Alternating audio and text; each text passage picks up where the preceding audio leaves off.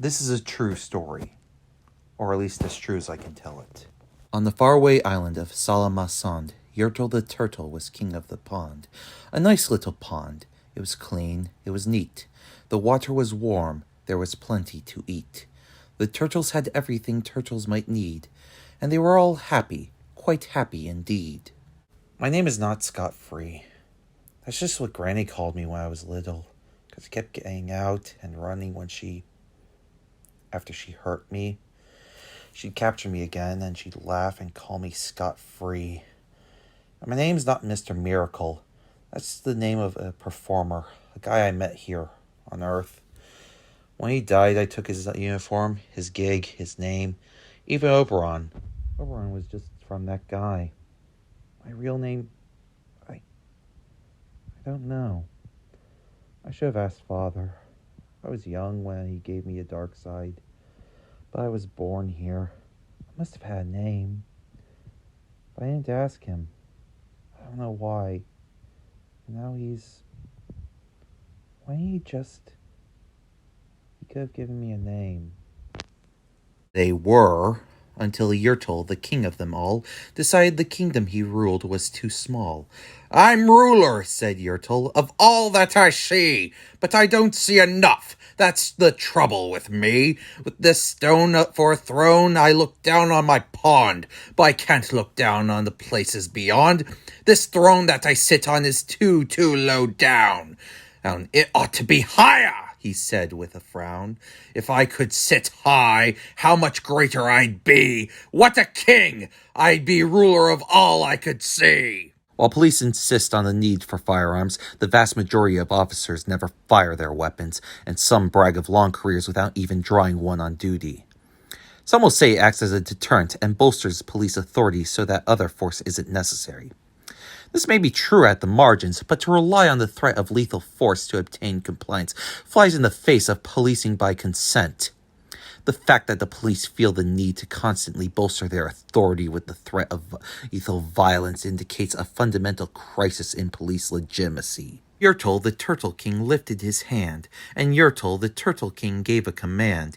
He ordered 9 turtles to swim to his stone, and, using these turtles, he built a new throne. He made each turtle stand on one another's back, and he piled them all up in a 9-turtle stack. And then Yertle climbed up. He sat down on the pile. What a wonderful view! He could see most a mile.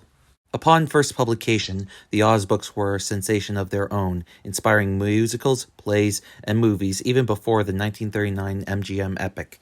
They were a blockbuster sensation before blockbusters were a thing, and they were really queer.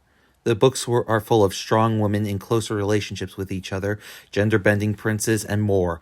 In 1906's The Road to Oz, Polychrome, literally a rainbow's daughter, although that's pure coincidence as the LGBT rainbow, as we know it, was debuted in the 1970s, tells Dorothy, "You have some queer friends, Dorothy." And our plucky heroine replies, "The queerness doesn't matter, as long as they are friends." "All mine!" Yertle cried. "Oh, the things I now rule! I'm king of a cow, and I'm king of a mule. I'm king of a house! And what's more beyond that, I'm king of a blueberry bush, and a cat!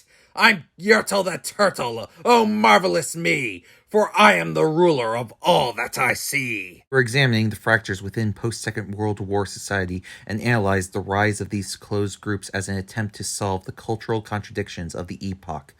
Quote, "All post-youth subcultures are a reaction against and form of resistance to the twofold domination and alienation of working-class youths according to the CCCS. That is, to their alienation as members of the working class from the bourgeoisie culture which has achieved dominance and legitimacy, hegemony, within contemporary capitalism, and their alienation as young people from the adult working class culture of their parents, alienated from the cultural environments in which they find themselves, in school, in home, church, neighborhood, and workplace. Working class youths seek to carve out their own culture in their own spaces, a culture which they feel at home within, which offers them the meaning, identity, and status otherwise lacking in their lives, and which allows them to resist the bourgeoisie, cultural hegemony, and age-based authority structure of working class culture that are imposed upon them. End quote. And all through that morning he sat there up high, saying over and over, "A great king am I!" Until, long about noon, then he heard a faint sigh. "What's that?" snapped the king, and he looked down the stack, and he saw at the bottom a turtle named Mac, just a part of his throne, and this plain little turtle looked up and he said, "Beg pardon, King Yertle. I've pains in my back and my shoulder and knees. How much longer must we stand here, your majesty, please?" The same neo-noir worldview can be found in the comic books of Frank Miller and in the novels of James Ellroy. There is a kind of machismo of demythologization in Miller and Ellroy's work. They pose as unflinching observers who refuse to petrify the world so it can be fitted into the supposedly simple ethical binaries of the superhero comic and the traditional crime novel.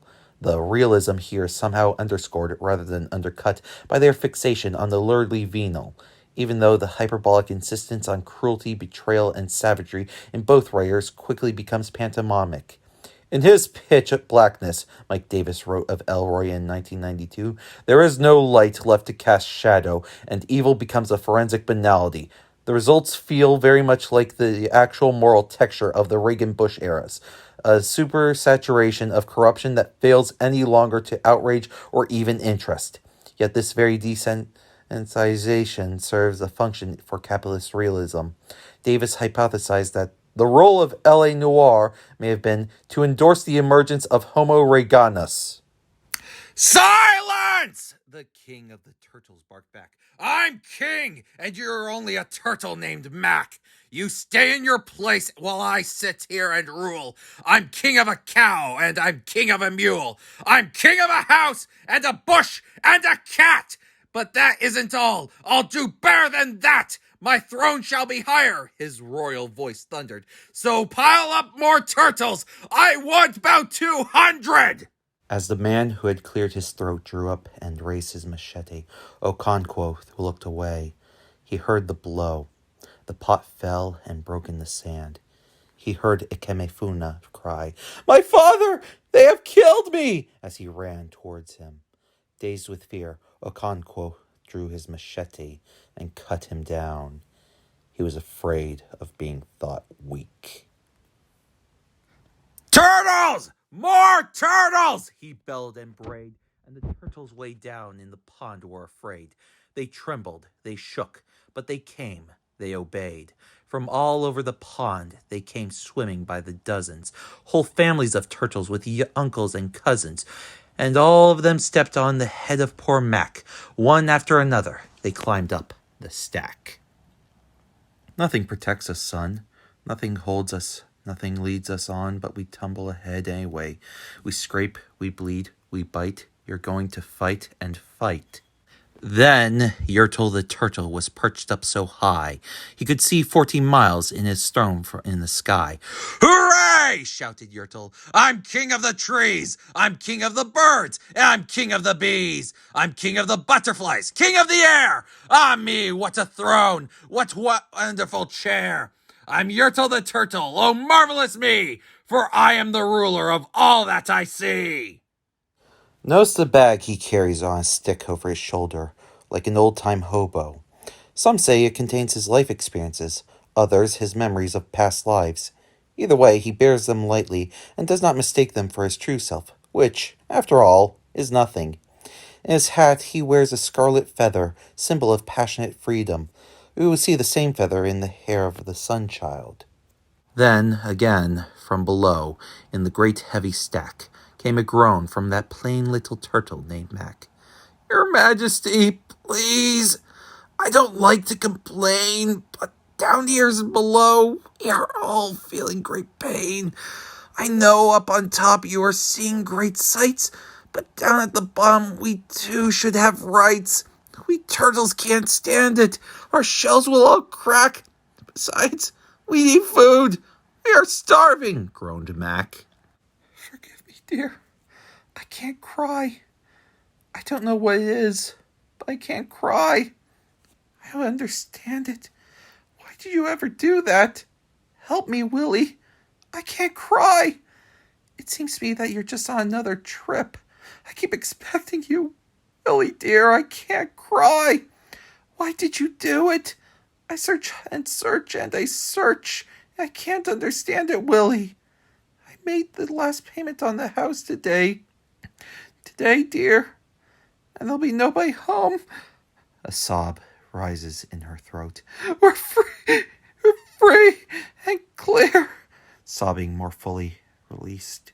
We're free. Biff comes slowly towards her. We're free. We're free. You hush up your mouth, howled the mighty King Yertle. You have no right to talk to the world's highest turtle. I rule from the clouds, over land, over sea. There is nothing, no, nothing that is higher than me. C. 1950.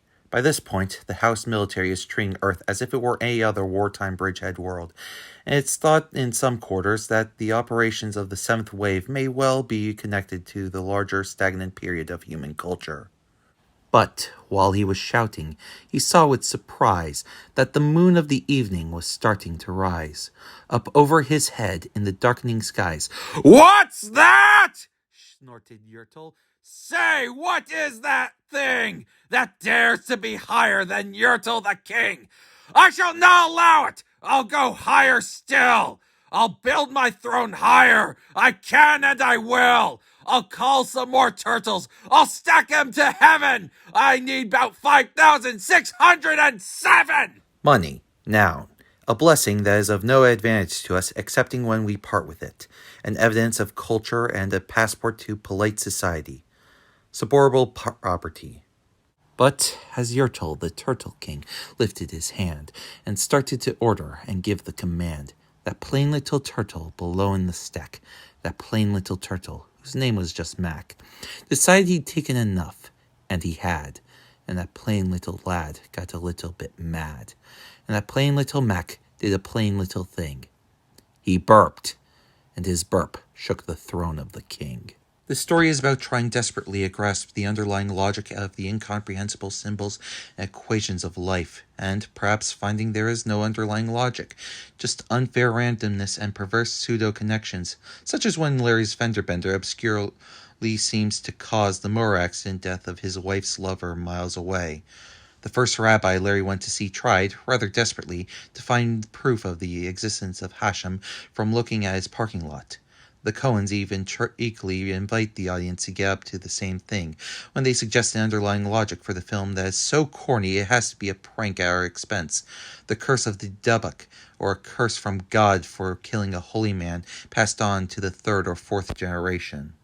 And Yertle, the turtle, the king of the trees, the king of the air and the birds and the bees, the king of a house and a cow and a mule, well, that was the end of the Turtle King's rule.